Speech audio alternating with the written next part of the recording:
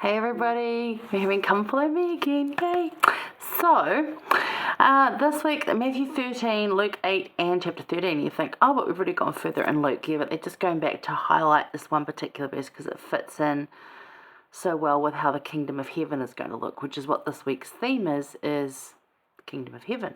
What it looks like, how it's going to feel, just teaching about that, and we'll cover more of that as we go through each insight. We're going to do mostly Matthew, although these parables that he's teaching, because yes, we're in parables, people, loving it. These parables that he's teaching are found in actually Matthew, Mark, and Luke. Not all in Mark, but there's references this week to Luke as well. Where you probably won't find parables is in John. John doesn't really teach parables, which is why we won't see a lot of John until sort of a bit later. We've done a little bit of John, not too much. He teaches more of Christ's direct words and not so much recording his teaching to the masses, if you will, like this anyway. So we're going to cover like the why of it and then get into some of the parables that he gives here where he talks about the kingdom of heaven. But to start off with, we're going to look at, like, before he teaches anyone, he teaches us how to receive the word. So, in Matthew 13, verses 3 to 9, and then he gives the answers to what each of these things are in 18 to 23. Now, Matthew chapter 13, because there's something like, I think 47 is the number, it could be 37, I think it's 47. There's actually 47 recognized parables in the New Testament. That if you're going to study parables, that is what they are. Now, a lot of people, when they write books, don't cover all of them. They'll cover the more famous ones. Some of them they'll cover together because they're very similar, like this week's ones, where they're all like, there's two that are different, which we're going to talk about, which I'm just about to talk about, but the other ones are all like the kingdom of heaven is like. So he gives like lots of examples as to what it's like to try and teach that in the best way possible.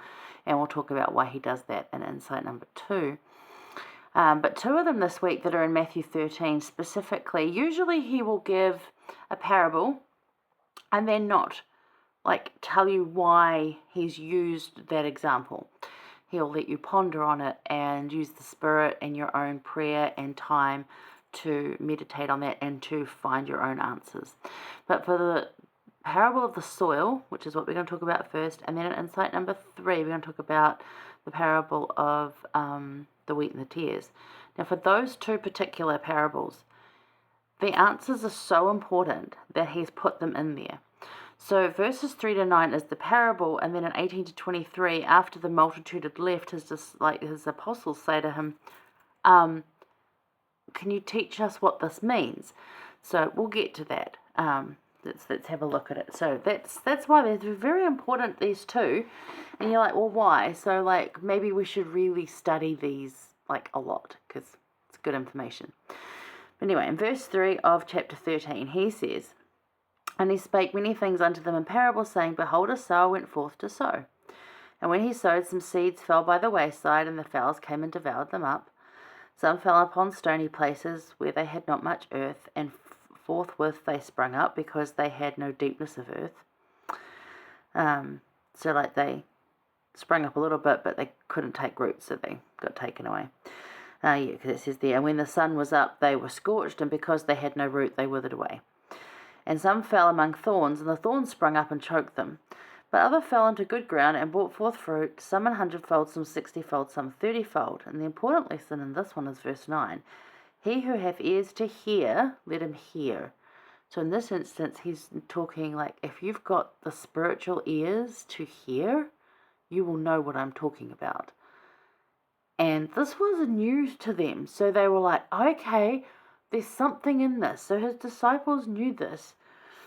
And they do say like why, and we're going to talk about that in another insight, but insight number 2. But then in 18 through 23, he gives the answers. So hear ye therefore the parable of the sower. So this is after the multitude had left, and this is just a small group of people there. His apostles, maybe a couple of extra disciples, and some other people that were his like support crew, if you will. And he said unto them, hear therefore the parable. When anyone hath this, and he goes on to talk, this is about the heart and how you receive the seed. So the seed is the word of God, and the teaching is given to everyone. But some of them have it for a little while, and then something happens, so they like let it go. So that's getting choked by thorns, and or like I know the like being on stony places. Like they didn't really take root in it. It was just there, and it was like nice for a little bit, and then it disappeared again. And I think we see that a lot. Some just aren't interested to begin with, and that's the ones that fall by the wayside and get plucked away. They're just not interested. And then like those who receive seed, this is verse 22, among the thorns is he that heareth the word, and the care of this world and the deceitfulness of riches choke the word, and he becometh unfruitful. So yeah, they heard it, they accepted it, but they were more interested in what the world was offering rather than what Christ was offering. So it got choked up and taken away. And then 23, but he that receives seed into the good ground is he that heareth the word and understandeth it, which also beareth fruit and bring forth some 60, some 100, some 30. Like, it doesn't matter what you bring forth, but you're going to bring forth more than you put in. So what kind of soil are you? Because in this parable, although he doesn't, like in the wheat and the tares, he explains it specifically, so there is nothing missed. This he still leaves a little bit of mystery, but he gives you a generalized idea, because it's also very important. Whereas the other parables, he really just does leave it up to you to figure it out. So, in this instance, people will say, oh, well, we're the seeds, and if we get thrown on stony ground, it's not our fault we can't grow. And you're like, actually, you're the soil. The seed is the word of God, and you are the soil. So what kind of soil are you? So it's sometimes called the parable of the soil. The parable of the sower, which is this, teaches us about ourselves. And this parable, we are the soil. So what kind of soil are you? Have a think about that. And here's an astute observation from my nephew, and I really like this. We were talking about the parable of the sower the other day. And how, like, some people are different soils and what that means. And if you wanted to change something, you need, like, if you had hard ground, in the ancient days when this was given, they used to rake it up with, like, this spiked, pronged fork thing. Like, we just sort of dig it over now. We don't have to do that. We've got machinery to do that. But if we're feeling that we're being raked up and broken up, it's so that we can grow and be better soil. But if you're going to do that, you need to, like, put manure in it. So yeah, you're going to have some trials in there, and you're going to have, like, you've got to get dug over, and it's going to be uncomfortable. But then you're able to grow a beautiful, like, whole lot of seeds going to grow, and you're going to be fruitful in either 30, 60, 100, whatever it is. That was what they used in those days to describe being more than you were to begin with. But he said, it is interesting that some people who are sandy or hard soil keep throwing more seed on their problems, thinking that will change them, when actually what they miss is that they as soil need to change to get the growth they are looking for. And I'm like, wow, that is quite in depth there. That some people who are hard soil think, oh, I'm not growing, I'll just put more seed on it, I'll just throw some more seed on it and see what happens. It's like, no, actually, you need to change. You can't wait for external factors to change for things to be better for you. You need to change.